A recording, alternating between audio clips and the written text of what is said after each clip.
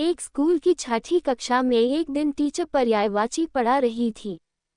पानी के पर्यायवाची हैं नीर, जीवन और जल। सभी बच्चे एक साथ बोले। सुंदर के पर्यायवाची हैं रमणीय, मनोहर, खूबसूरत। सभी बच्चों ने कहा। वो संजय दत्त और उर्मिला वाली। एक बच्चा फुसफुसाया, सस चुप, टीचर सुन लेंगी। दूसरा बोला। टीचर ने आगे पूछा, असुंदर के पर्यायवाची हैं कुरूप, भद्दा और। सभी बच्चे चुप हो गए। तभी एक कोने से आवाज आई, कोमल त्यागी। उद्धरण। अचानक सभी की नजरें कोमल की ओर गई। उसे ऐसा लगा जैसे वह शर्म के कारण मर ही जाएगी।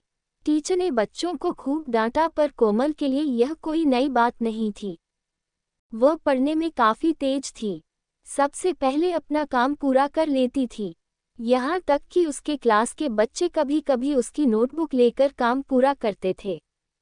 वह भी सभी बातों को भुलाकर हमेशा सबकी मदद करती थी। लेकिन जब कभी ऐसा कुछ हो जाता था तो उसे बहुत दुख होता था। जब वह बहुत छोटी थी तब एक बार वह और उसकी माँ आग में फंस गए थे। उसी समय उसका चेहरा एक ओर से जल गया था। यही कारण था कि कोई भी उसके पास नहीं आना चाहता था। उसकी ओर देखकर सब दया दिखाते थे, लेकिन ऐसा कोई नहीं था जिसे वह अपना दोस्त कह सके। आज फिर कोमल बहुत उदास थी। घर आकर अपनी पेंसिल, कागज और रंग लेकर बैठ गई। कोमल को चित्र बनाना बहुत अच्छा लगता था। वह हमेशा सुंदर चित्र बनाती थी।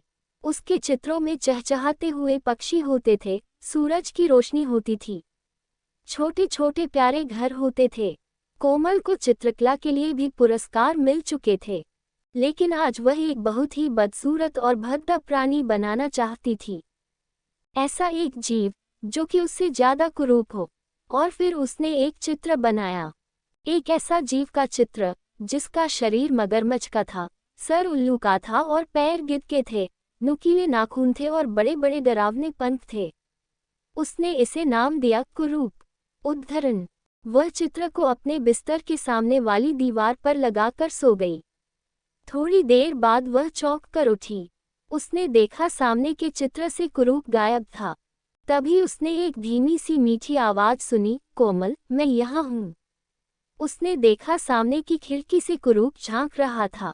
कोमल ने आश्चर्य से पूछा, तुम वहाँ क्या कर रहे हो? तुम्हें मुझको देखकर डर नहीं लगता? कुरूप ने पूछा। तब कोमल बोली, नहीं, मैं कैसे डर सकती हूँ, मैं तो खुद ही कितनी कुरूप हूँ। कुरूप बोला, मैं तुम्हें एक जगह ले जाना चाहता हूँ, तुम्हें वहाँ अच्छा लगेगा। लेकिन मैं कैसे आऊँगी? मेरी पीठ पर बैठ जाओ। और कोमल कुरूप की पीठ पर बैठ गई। वो उड़कर एक सुंदर नदी के किनारे पहुँचे। वहाँ सब कुछ बहुत सुखकर था।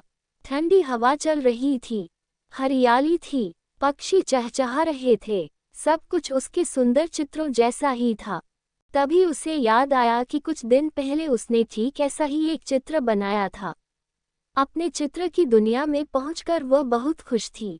कुरूप ने उसे बताया, ये वह जगह है जहां केवल वो लोग ही आ सकते हैं जो मन से सुंदर हों, जो सबका भला चाहते हों और जिनके मन में हमेशा अच्छे विचार आते हों। और तभी कोमल चौंक कर जाग गई। उसने देखा कि उसकी माँ उसे उठा रही थी। कुरूप वापस तस्वीर में आ गया था। कितना अच्छा सपना था, उसने सोचा। उसे आईने में दिखी अपनी तस्वीर अच्छी तरह याद थी, और उसके बाद उसने अपने आप को कभी असुंदर नहीं समझा।